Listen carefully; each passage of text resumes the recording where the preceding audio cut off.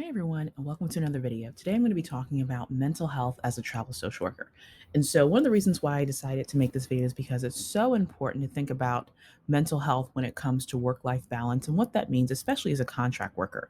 As a travel social worker, you are on the go. Many times, you're staying in different places, you're meeting different people, and it can be definitely stressful at times. So, I've kind of compiled some tips to hopefully help you take care of your mental health while you're on various contracts all over the country.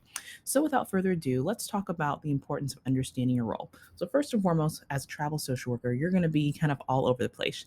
You're there to fill a staffing need. A lot of times, you are the floater, you're the person that sometimes has to be on call, you're the person that a lot of times has to have a flexible schedule, and you may not necessarily always be scheduled for the same hours every week. There's also less time to fully train and go through orientation. Many times, travelers have a very, very short period of time for orientation. Personally, I've been to hospitals and facilities where orientation was only like a day or two. And then after that day, you are out on the floor talking to patients and giving resources, and you are considered a full-fledged employee after those at 1 to 2 days. You're also really tasked with providing support for the full-time staff and also doing whatever needs to be done. So that also means you don't necessarily maybe always get a chance to fully orient yourself to the hospital, to the community resources. There's a lot of learning on the fly, and that alone can be really stressful, especially if you're somebody that really kind of needs to take your time to really get acclimated to a new environment. You don't always have the luxury of that when you're in a travel social work environment and when you've just started a new contract.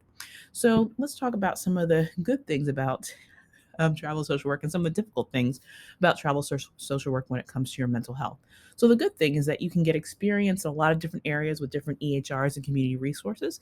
Most contracts are short term. The ones that I've seen have been between 4 to 6 weeks so far. However, the average tends to be about 13 weeks.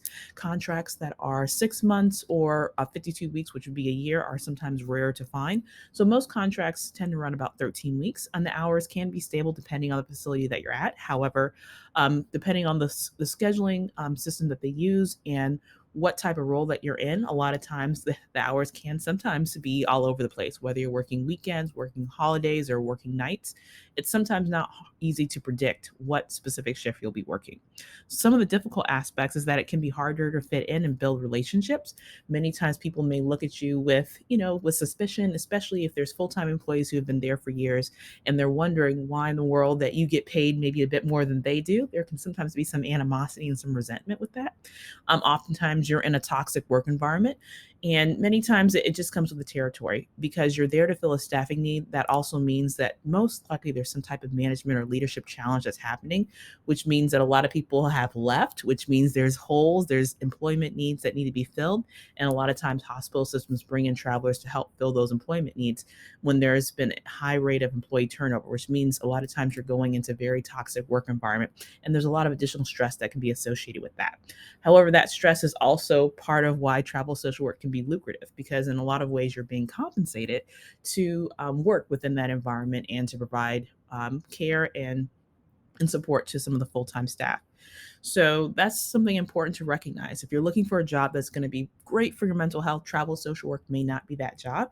It is great when you're able to find a position where they do value you and everybody's nice. However, that's not necessarily um, the that's more of a rare experience versus like a common experience.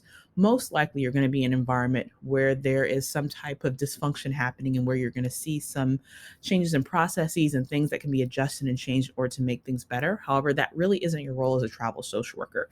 Your role is really to be there and to be as helpful as possible for the 13 weeks, however long your contract is there for. So let's talk about the importance of a self-care plan. A self-care plan is so incredibly important, especially when it comes to being able to manage your mental health in a stressful environment or a stressful contract. So for a lot of people, physical exercise is a part of their self-care plan. I've personally did a lot of boot camps and fitness boot camps, whether it was at the beginning of the day or at the end of the day, to just kind of continue to get exercise, stay healthy, stay hydrated. I also did a lot of things on the weekends. Travel social work gives you the opportunity to get a chance to hopefully explore some of the area that you're in. If you haven't been there before, you're not familiar with with the environment. I did a lot of day trips, a lot of road trips during the weekends, and really used that time to really rejuvenate, relax, and refresh for the upcoming work week. So it's great to have a plan. A lot of times, if your contract is 13 weeks, you can do a lot in your personal life in 13 weeks, whether you're focusing on a fitness goal, you're focusing on like reading a certain amount of books, you're focusing on improving your skill set in some certain area. 13 weeks is a great set of time to do something tangible in your life that's going to have positive results going forward. We also need to talk about the difference between maintaining for self-care and thriving in self-care. So some instances of some ways that you can kind of maintain self-care wise would be attaching some type of ritual to waking up or bedtime, taking care of your physical health and wellness, taking one day a week to relax, doing massages, facials, pedicures, or something else that really helps you relax, but also helps you feel rejuvenated at the end of it. And that can be a variety of different things. We also think about thriving, and some of that for that, some people use countdown apps. So they start their contract. There's an app that you can download, and it tells you how many days, how many weeks, how many hours, how many seconds until your contract ends. And while it seems like that could be daunting, it's actually very helpful to look at, especially in the special in a stressful moment where you can look down at your phone and actually see the seconds counting down to the end of your contract. That alone can just sometimes be a boost of motivation, and encouragement that you need in a stressful moment. Planning a vacation, setting financial goals, finding a hobby, doing a staycation, finding your why, and also taking longer breaks, which means that in between contracts, that means that maybe you take like a month or two off where you have nothing to do, where you kind of lay at home and chill out for a month because you've had a chance to really meet some of your financial goals during your contract. So you get a chance to take longer time off. I know personally, I used to always go overseas after the end of a contract just because I wanted a change of pace and a change of scenery after working in a stressful environment. So, these are some helpful tips that hopefully you will find helpful as you continue on your travel social work career. Thank you so much for watching, and I'll catch you on the next video.